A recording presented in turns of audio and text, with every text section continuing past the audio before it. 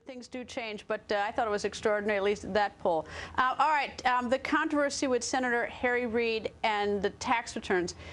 Should Governor Romney, tell me your view on it first. Well, I think it's a very strong statement that Harry made, and I've known Harry, and I like Harry, but I think it's a statement that he probably wished he didn't make. I don't think there was a source. A lot of people don't think there was a source. If there was a source, it's probably not allowed, and it's probably not even legal. I mean, who would be able to do that? Who would be allowed to do that? I don't think there is a source. So he made the statement. It was a very strong statement. I think that, frankly, and I've said it many times, and I'll continue to say it, that what Governor Romney should do, in my opinion, and he's a very different person and he's got a different attitude, and I understand that, is say, I will give my tax returns if you open up your records, because as you know, President Obama spent over $4 million trying to hide so many different things from his past, whether it's college applications, college records, passport records, and you know, nobody brings this up. Nobody says, open up your passport records, open up your college applications, open up your college records. Let's see your life, and nobody brings this up. By the way, most presidents have given their college records. All presidents have given, to the best of my knowledge, their passport records. So why is he spending $4 million on trying to keep them secret? So I would say I will open up my tax returns, and his tax returns are perfect, but I would open up my tax returns, but we want to see your records. I think they should place the shoe on the other foot. And I would think that you would probably not hear any more talk, frankly, about the tax returns, which are 100% according to Hoyle.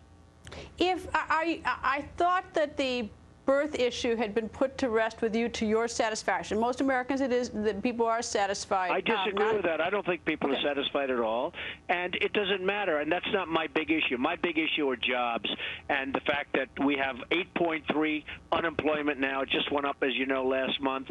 8.3% unemployment, and that's terrible. But the real number is 16% because so many people aren't included in the unemployment rolls it should be. And the real number is probably 21% unemployment. So when you look at the kind of jobs that we're doing, that's my issue. But no, have I been satisfied? No, I have not been satisfied. All right, let me curious, what would you expect to find on the college records? I'm curious what you're looking for there. I don't want to get into it. I want to get into the fact that jobs, you asked me a question and I responded. That's what I would say. I would say when he wants tax returns, we want to see, and why are you spending $4 million on trying to keep things in hiding?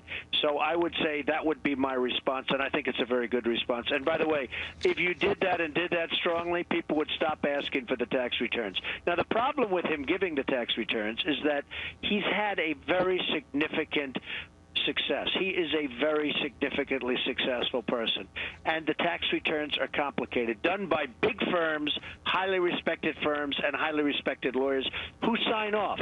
Now, you could take any one of hundreds and hundreds and probably even thousands of lines and find one little thing and try and make a big deal out of it, and that's very, very unfair. So I understand exactly what Mitt is doing. He thinks it's unfair, and I know it's unfair. Now, Obama, who's made nothing, has very simple tax returns. So it's easy for him to say, I'm giving my tax returns. But it's not easy for Mitt Romney to do that, but it's a great trade. And that's what I would do if I were him, but he and I are very different people. All right. In order for that to be a good trade, the tax returns for the college records, I mean, there's got to be something that you think, you know, some use of the college records, and I'm still baffled what you would expect to see in the college records. What do you want, his grades? Or no, I'd love to see his college records, just like I'd like to see lots of other things. I'd like to see his passport records. And by the way, I hope they're 100% okay. As an American and as a good American and somebody that loves this country, I hope they're 100% okay.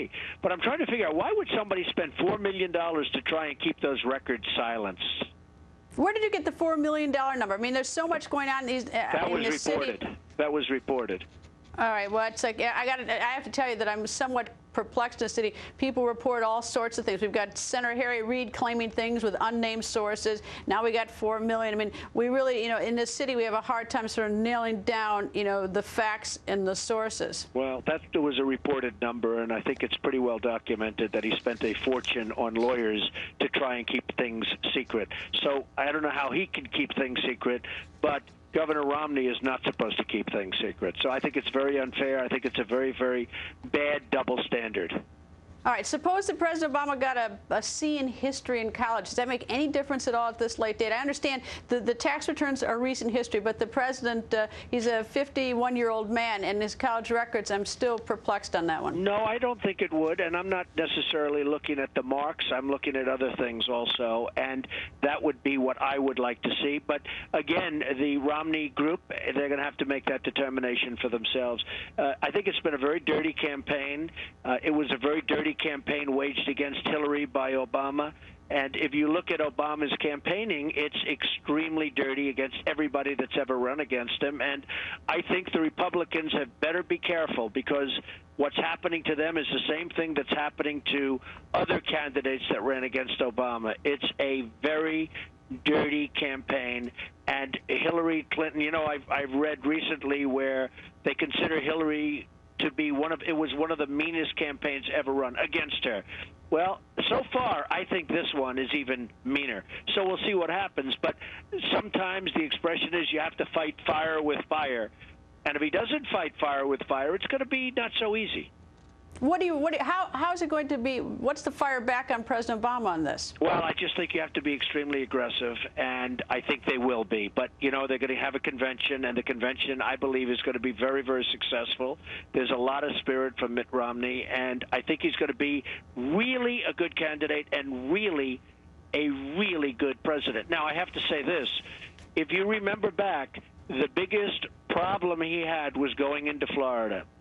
And I always talk about, because I'm a big sports person, and I always talk about people react under pressure. Some people can react well under pressure, and some people can't. Mitt Romney went to Florida under great pressure, unbelievable pressure. He had to win Florida, and it wasn't looking good.